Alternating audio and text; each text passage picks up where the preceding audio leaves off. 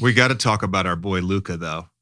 Like basically single-handedly taking a team. The guy's a baller to the brink of getting a medal. I mean, it's so impressive. Here's my question to you: like, let's factor in age for some guys here. Is Luka the best player in the NBA next season? Is that out of the realm of possibility? No, he's not. He's not the best player. You don't think so? No, I think I think the best player in the NBA next season is the person who was the best player on Team USA this year.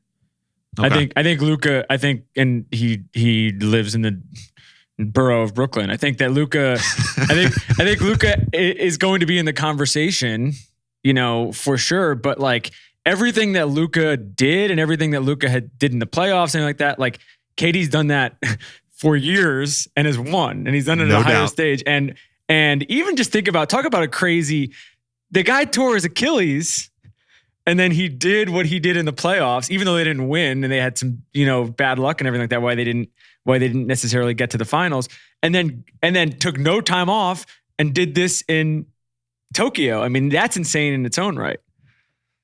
I agree. I was just posing the question. I don't think it's out of the realm of possibility in the next couple of years. I mean, he's obviously on that track, but I don't think it's happening. I don't think it will be next year. I've been playing a lot of golf lately. Yeah. So all these guys that I've been playing with, a lot of them are, hedge fund guys, Wall Street guys, whatever. And all they want to talk is hoops. And every time they're asking me who's the best player, who are the three best players, whatever it may be, if you were building a team tomorrow, who would you pick, right? You always talk about these conversations.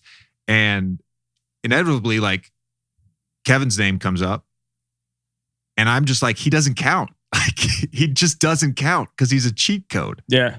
He's a cheat code. There's no one on planet Earth that can do what he does as efficiently as he does it. Yeah, he's a video game. He's a video game. No, I agree with you though. I agree with you. I think when healthy, I think he is the best player in the NBA next season. And we've talked. I mean, we've talked about it a bunch on the show already, obviously around the finals. But like Luka has not passed Giannis.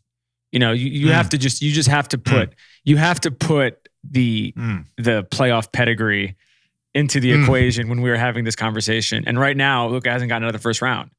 And so when that happens, we can start having that conversation. But until then, it isn't. Before we get to mailbag, you're just a hot take machine today. By the way, this isn't even a hot take. I love Luka. You are though. No, that's not a hot take at all. I thought we were having a discussion, and you're just throwing out takes. That's not a hot take at all. It's just I feel like a somewhat factual statement. All right. Before we get to mailbag, I want to hit a couple of the free agency moves and trades that have happened, just because I feel like they're interesting. I want to talk about Kyle in Miami. Kyle's going to come on the show soon. Fortunately, they're under a little bit of a cloud of investigation right now. So until that is done, I don't think he will be here. But when that's done, he'll be on the show. So what do you think about that move? We should mention this. Like, we always knew, first of all, this is our first mailbag episode in 70 episodes. We always knew that these first couple weeks in August were going to be a little bit slow for us because of the Olympics, the length of the finals.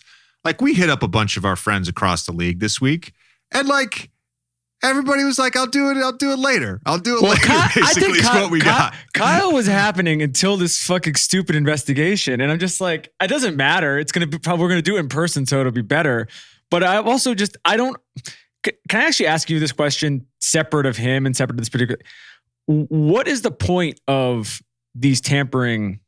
Like, what is the point of these investigations? Clearly people are talking all the time. It feels like it's a for show thing. In general, nothing ever comes of it.